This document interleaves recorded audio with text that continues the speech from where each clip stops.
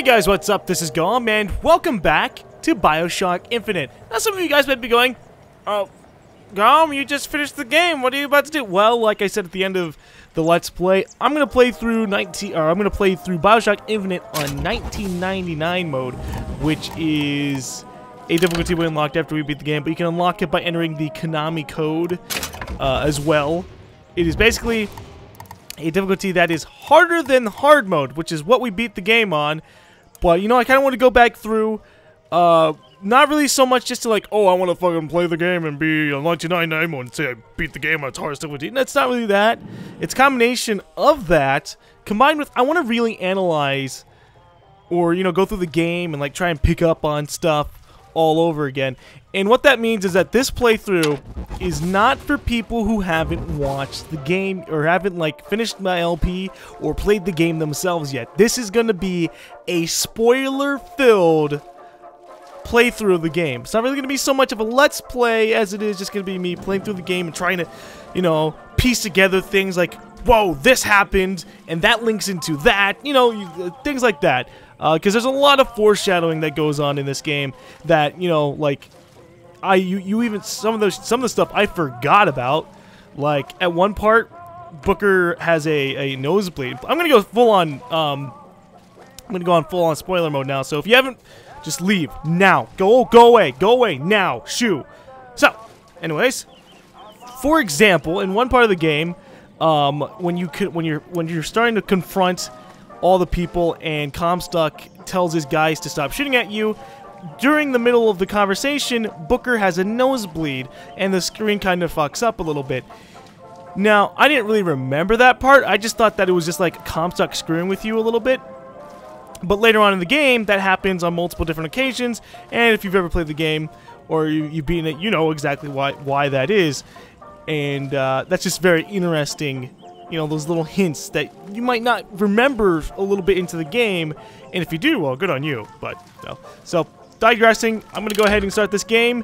I am not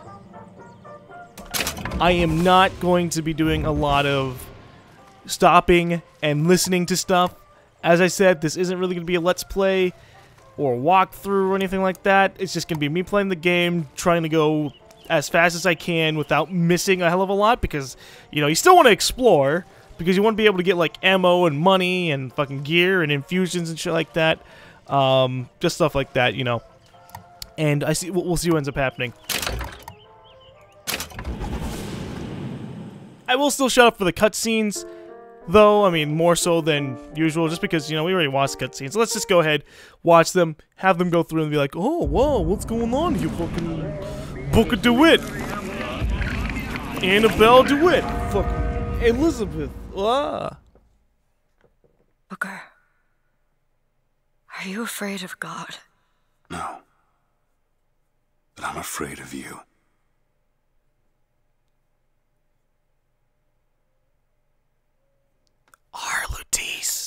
R. Latisse, which is Rosalind Latisse. You know, fuck, no, I'm not even gonna do that. I'm just gonna talk whenever shit pops up. So it can either be Rosalind Latisse Are you or going Robert to just Latisse. sit there? As compared to what? Standing? Not standing, rowing. Rowing?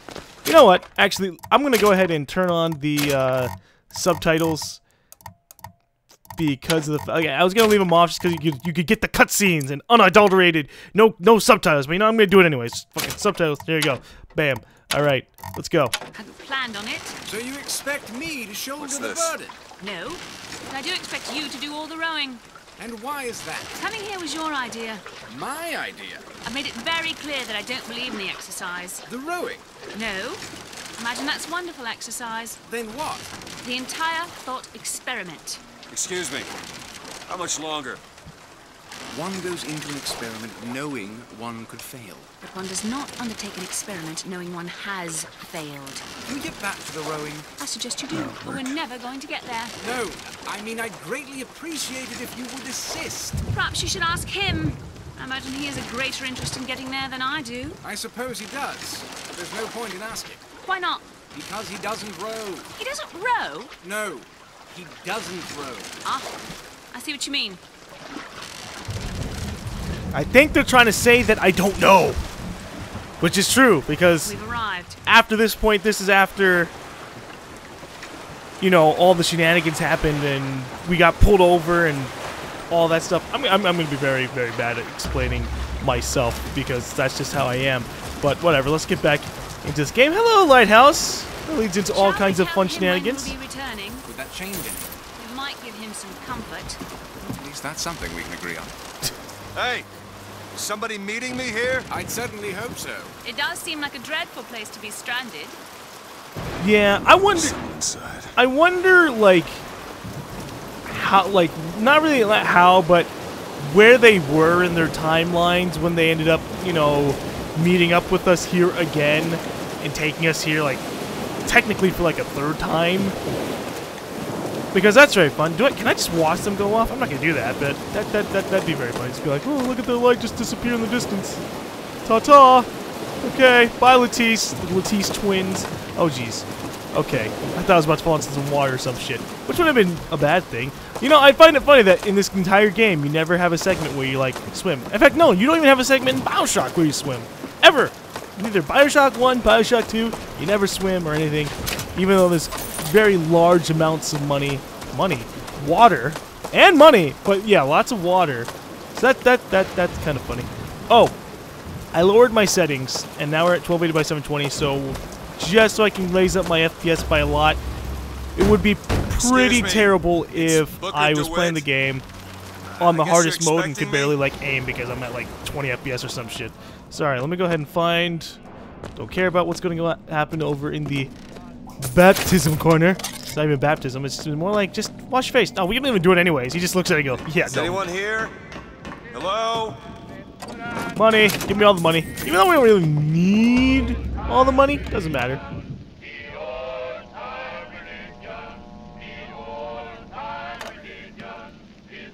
Man, the disconnected phone still doesn't work after all this time. Man, what a big surprise. Ooh, a wallet. Yoink.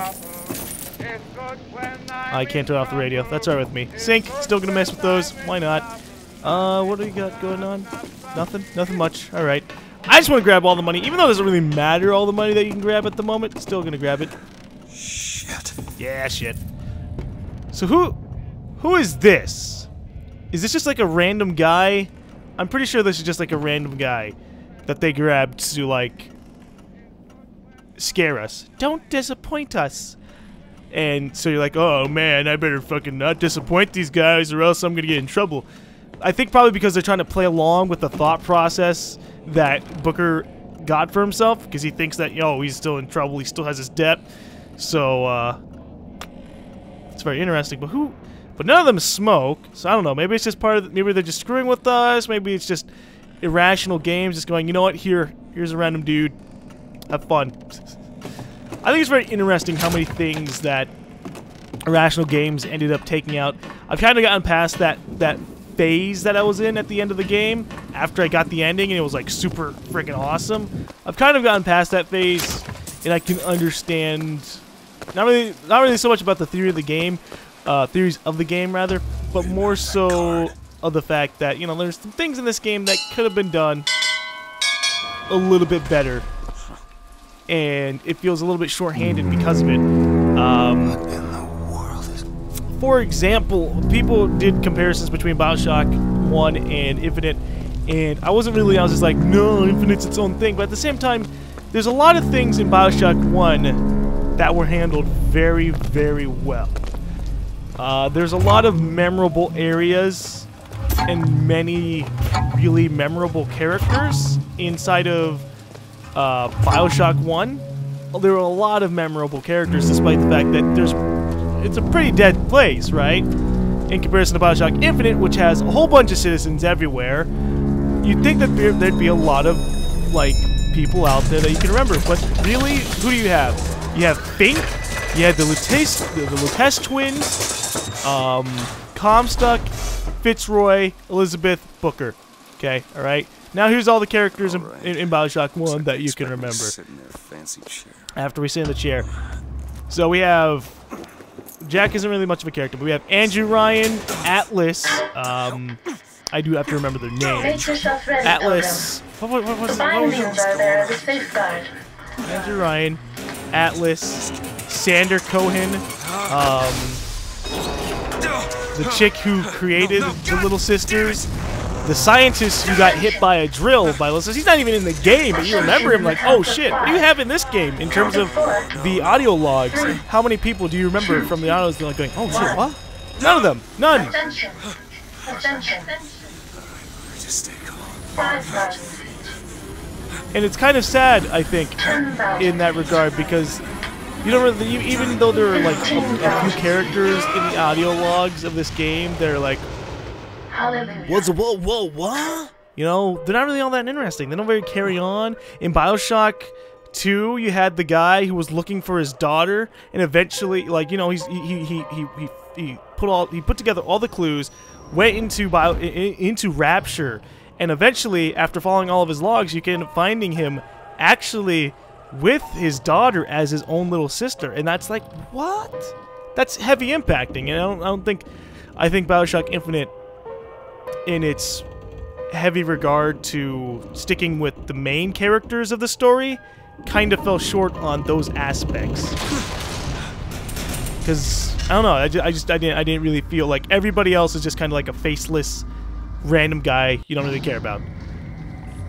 And if I was a person who could remember names, I'm bad with names. Like, it's not just like, oh, I'm just bad with names in general, so I can't remember them. But who do you have in this game that I remember? You have that's not the main characters. Let's see. Oh, there's Slate. There's also Slate. There's the white guy who's a couple with the black chick, but they don't really pop up. They give you a gift and then they're gone. That's it. They're gone forever. Wouldn't that be awesome if like they showed up a little bit more in the story?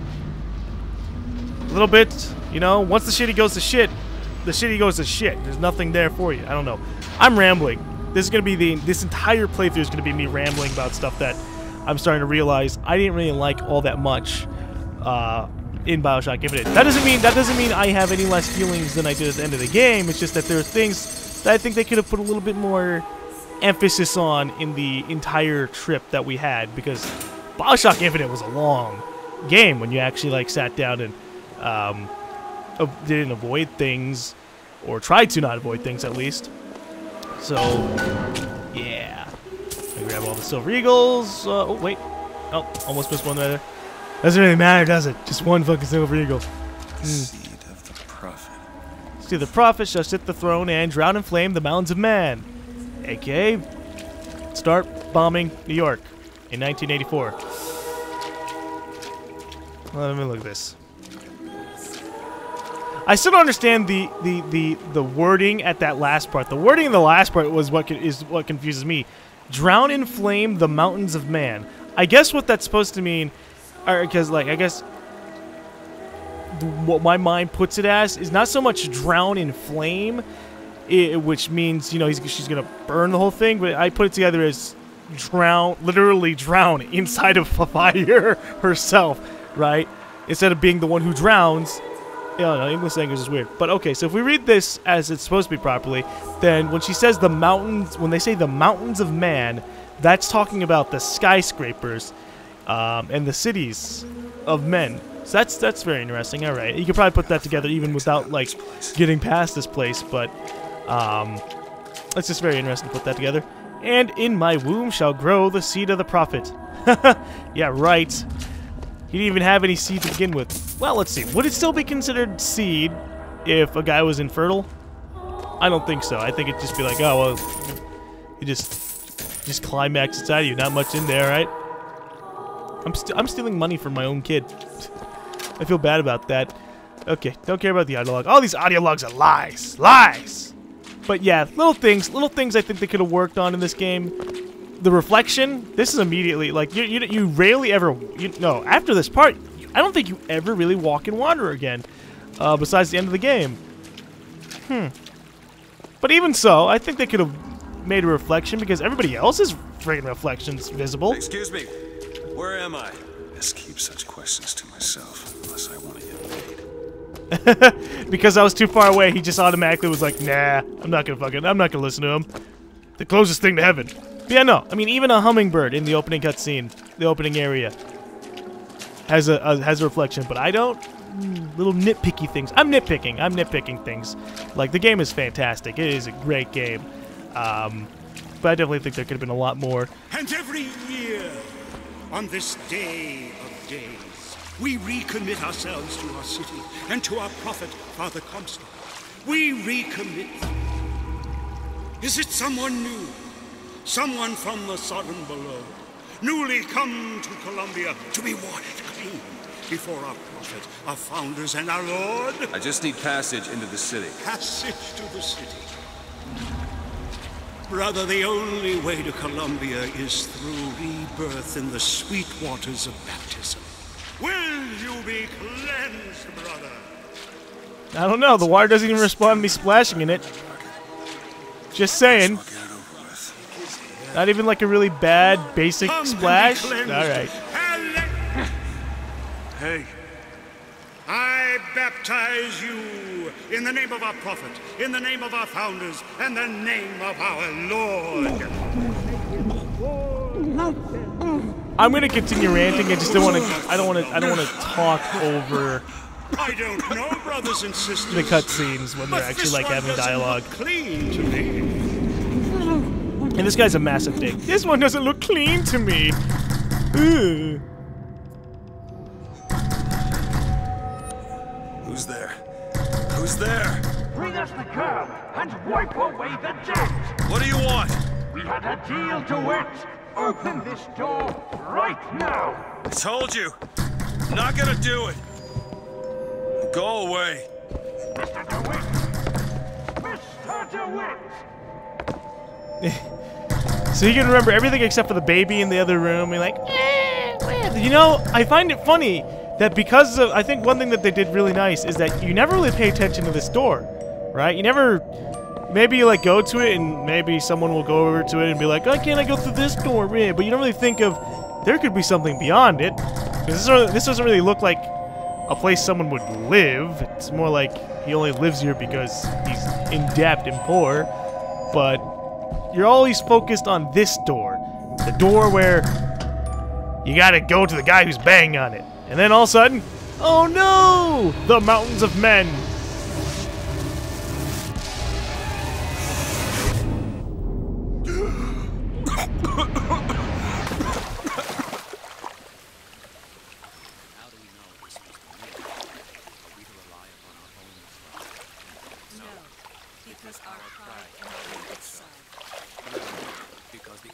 That idiot priest needs to learn the difference between baptizing a man and drowning one. Granted a sword of gold. I need to find a landmark and figure out where the hell I am. I do think they nailed down Booker in terms of his character a little bit. Just because of the fact that he kind of runs around and he's very consistent as a character. Even if you don't want him to be, he's very consistent in being pretty disinterested in a lot of things, just wants to get the job done, even as things go down. But it's only towards the end of the game when he's really, really connected with Elizabeth that he wants to, you know, take out Comstock and help her out. You know, because of his failing her trying to save her, he starts changing because of that a lot in comparison to beforehand where he was just kind of like, we just gotta finish the job. Just come on, we got an airship. I'm gonna take you to New York. All right, Elizabeth. I think that's pretty great. Even though Elizabeth herself is a little bit underdeveloped, I think, in comparison. Aw, damn. Which I think a lot of people might disagree with, but there's a lot of things that they didn't really do with Elizabeth that they did in the E3 trailers. I mentioned this in the end of the Let's Play, but one of the E3 trailers has her going out or like trying to revive a horse that's dying on the ground, and I rewatched that entire little segment, or at least a few chunks of it. And at the beginning of that E3 gameplay, you're inside of a room with a bunch of like Lincoln heads, and she puts one on, and she's goofing around, and I think that's, you know, something that she doesn't really do in the main game. She doesn't really like goof around as much as you'd kind of hope for. Like maybe in the beach segment she goes around like she's dancing and stuff, but beyond that, no, she just leans against something, examines like a thing by looking at it, and then follows you around. She never really does her own thing. Even that's not even like a scripted own thing where she just goes like, all right, I'm gonna put on my Lincoln head. The most characterization that we saw of her just being like a normal girl, was the dancing segment, and I think we could have gotten a little bit more out of Elizabeth. You know, the horse reviving scene, that's a pretty heavy hitting scene. I mean, the only thing that could invalidate that scene in terms of how hard it hits is the fact that we saw it already. But imagine if we hadn't seen that scene, right? And you're in the middle of the game, you don't know about the horse dying scene, and she comes across the horse and she's singing to the horse, and that's very hard hitting. She's singing to the horse, trying to calm it down, and then she tries to open up an entire tear to deal with it, to try and revive it. And then another thing that we saw was that the powers, her trying to use her powers, actually hurt her if she used them too much. That's never established in this game, that her powers, you know, could kind of hurt her if she used them or tried to use it too much or try to extend it way past what it's allowed to. Like, if you've ever watched the, there's this one movie, I forgot what it's called, Chronicles? It's this one movie where these kids, these teenagers get psychic powers, and whenever they extend their whenever they use their psychic powers too much, they start getting nosebleeds, and they start bleeding a lot if they use it even more. And that's kind of what happened with Elizabeth. She started getting, you know, like a nosebleed, and you're like, whoa, shit, okay, maybe you shouldn't do that. And I think that could have been a very interesting plot segment if, you know, you had parts of the game where you chose if Elizabeth should keep on using her powers for something in return of either her being more, getting weaker because of it, or liking you more because you're not forcing her to do stuff, or, you know, some kind of mixed morality system. I think could have been pretty cool. And I think would have also helped out the whole infinite variable thing, because there's not really a lot of choices in this game, and the few choices that you do make don't change much. For example, the segment where you can choose either to pull out your gun and start shooting before, or demand for the tickets. The only thing that changes is, and this is kind of spoilers if you've only watched my playthrough, but we're gonna do that option anyways, and I'll show you.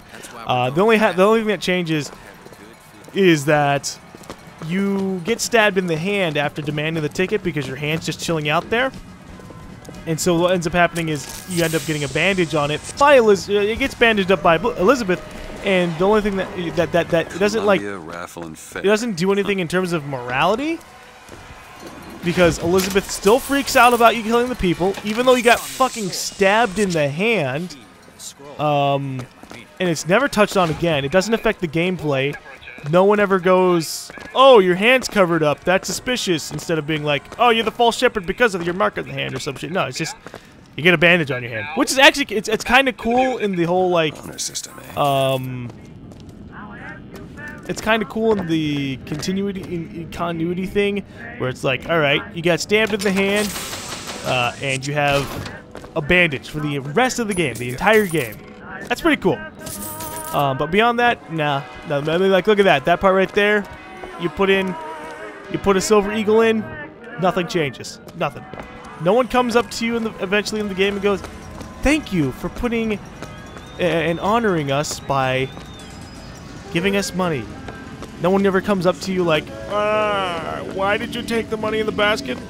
No one. To be fair, though, I'll give them that there wasn't exactly anyone there to look at you do it. But still, I think little things.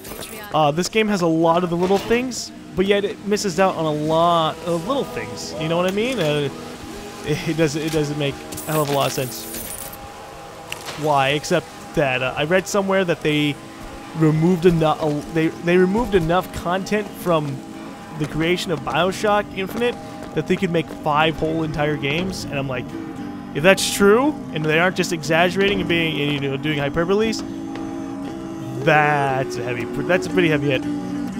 But I think this part is really cool. I always get this song stuck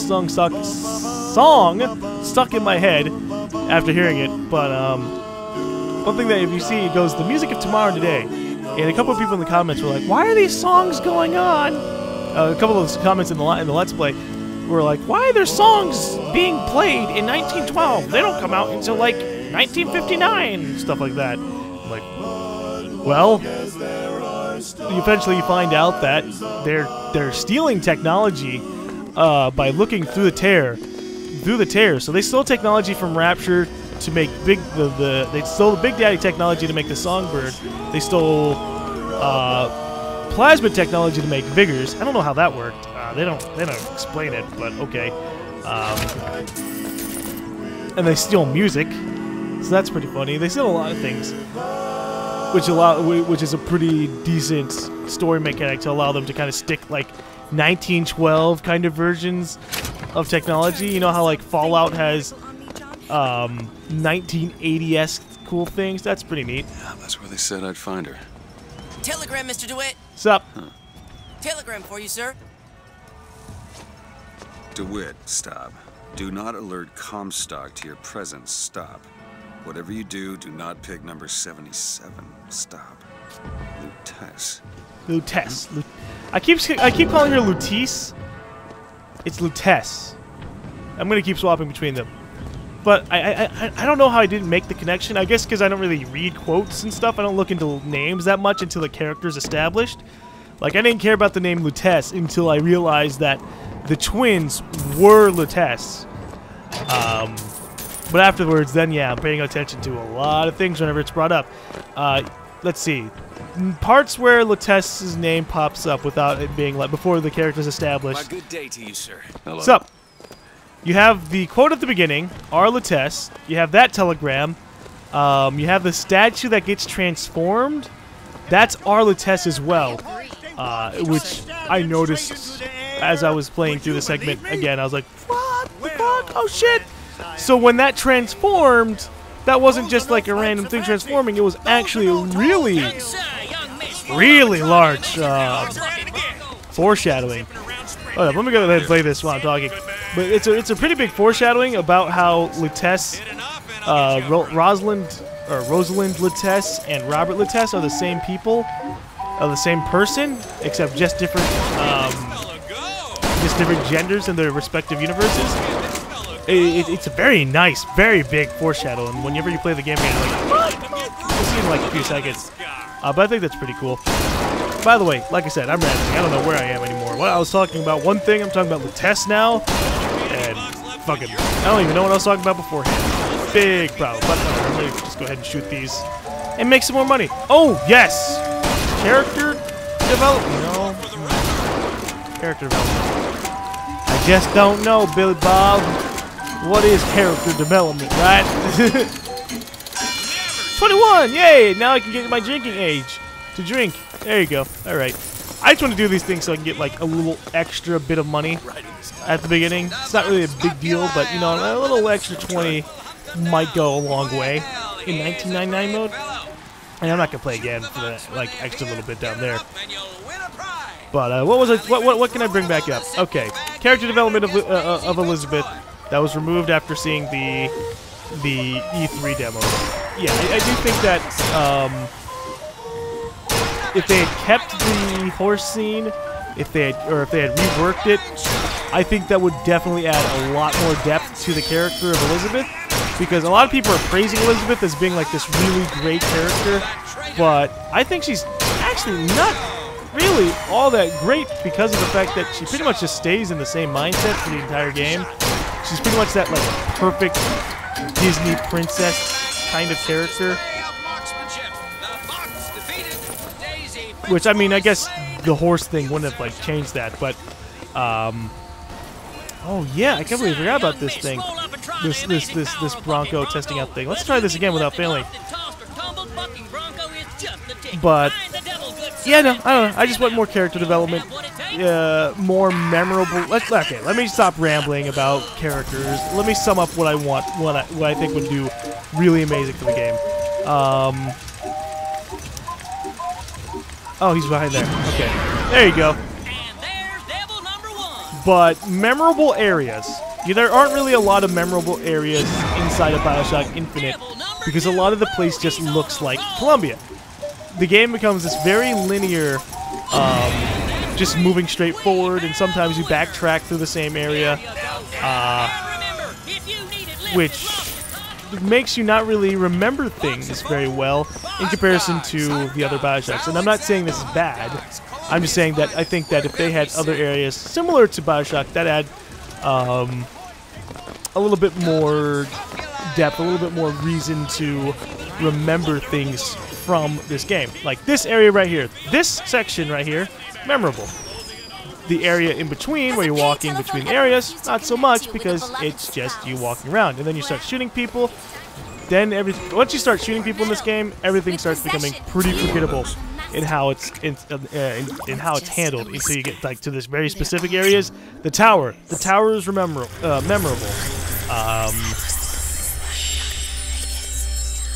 Let's see, what else is memorable?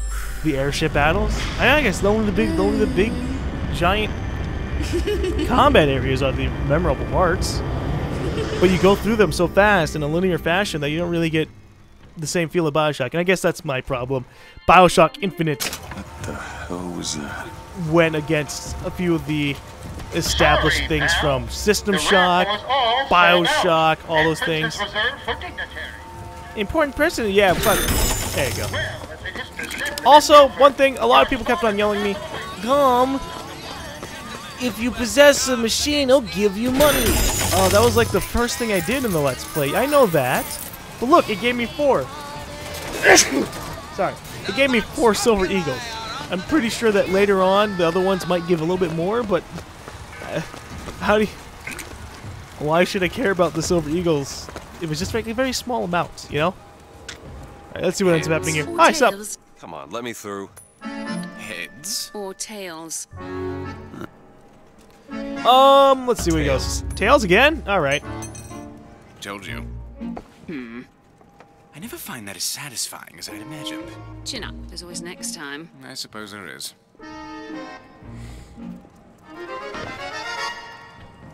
Wait, okay. So one thing that was... We won't leave until you do. That landed on My word on Tails. No. Listen to me, Rosalind. That landed on Tails. It does show a certain lack of initiative. What the fuck? Alright, so... Keep when this up, I'll be forced to start repeating myself. And then she does that. that's one way to do it. What the... Where'd Robert go? Robert!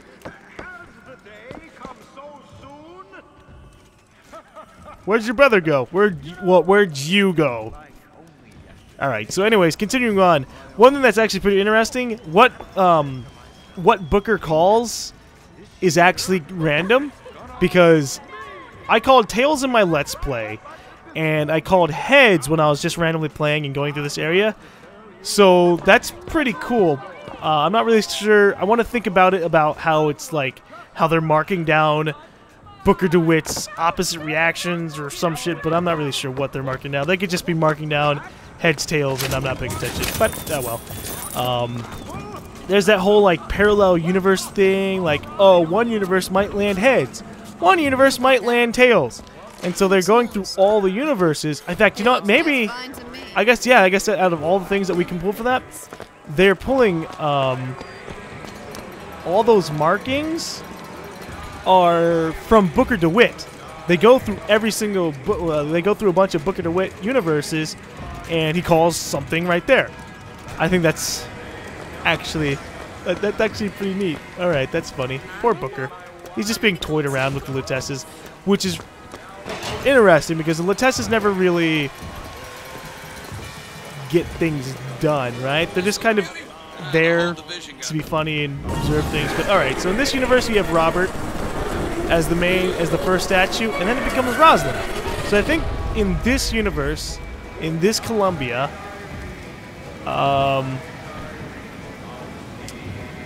Robert was the main Lutess, and maybe he was pulled through. I'm not really sure, because Rosalind Lutess is the one who pulled her brother through, and then kind of unlinked themselves from the universes. So that's kind of an interesting thing, trying to figure out, like, well, what did Robert ever do anything to get Rosalind's kind of, you know, stuck in his own things. I'm not sure, but I guess that's something that can be theorized. But yeah, that's a very nice touch. You don't really think about it all that much when you're first going through the area. You're just like, whoa, that's fucking weird. Columbia has some fucking freaky shit. And you knew about the tears if you watched the E3 demos before you played the game. So you're like, oh, I guess that's dealing with the whole, like, alternate dimension fucking tear shit that Elizabeth can do. Yeah. Which is kind of close, but at the same time, not really. That's very nice touch. Now let's proceed onwards.